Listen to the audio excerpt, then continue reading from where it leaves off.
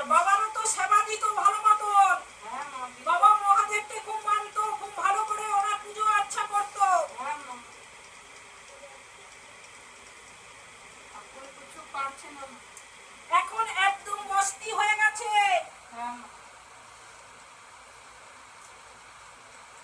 যা বলছিস এখান দিয়ে শুনছে, ওখান দিয়ে বের করে দিচ্ছে, কিন্তু কিছুই করতে পারছে হ্যাঁ না। হ্যাঁ হ্যাঁ, এটা সত্যি মা।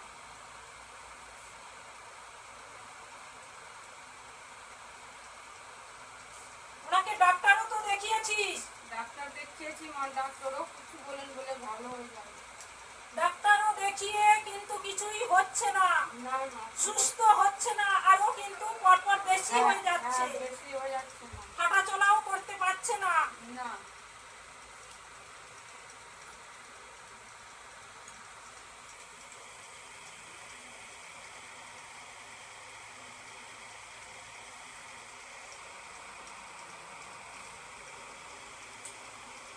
এক, ওনার নেগেটিভও রয়েছে বেটি, নেগেটিভ শক্তি রয়েছে এবং শত্রুরা ক্ষতি করেছে, তার ফলে কিন্তু অন্যরকম হয়ে গেছে, পুরো পাগলের মতন হয়ে গেছে। হ্যাঁ মা, কি করে ভালো হলে তুমি মা আপনার বাচ্চাকে ভালো করে রাখি। দেখ বেটা, ভালো হয়ে যাবে। মায়ের কাছে যখন এসেছিস, বাবা তো এই কথা বলছে যে বাবার সেবা করতে করতে আস্তে আস্তে ও বিমারিতে পরিণত হয়েছে। আর ডাক্তারের কাছে গেছিস, ডাক্তার রোগ ধরতে পারছে না কিছুই। না মা,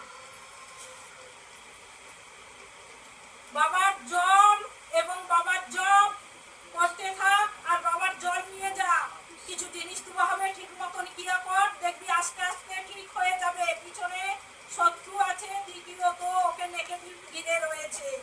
আগে যেভাবে খাওয়া দাওয়া করতো, খাওয়া দাওয়াও ঠিক করে না রে বেটি। না,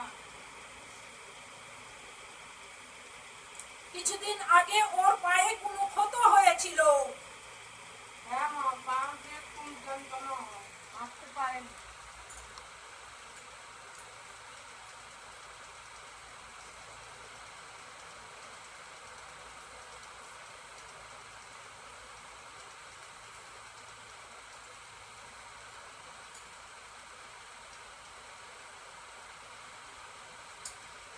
দুইজন খারাপ জিনিস রয়েছে সঙ্গে, উল্টো পাল্টা বাদও করে, সব ঠিক হয়ে যাবে। ঠিক আছে মা, ভালো হলে ভালো হোক। এসি আপনার কাছে ভালো করে দাও। ওর মাথার ওষুধ রয়েছে, জল পড়া রয়েছে, একটা কবজ রয়েছে।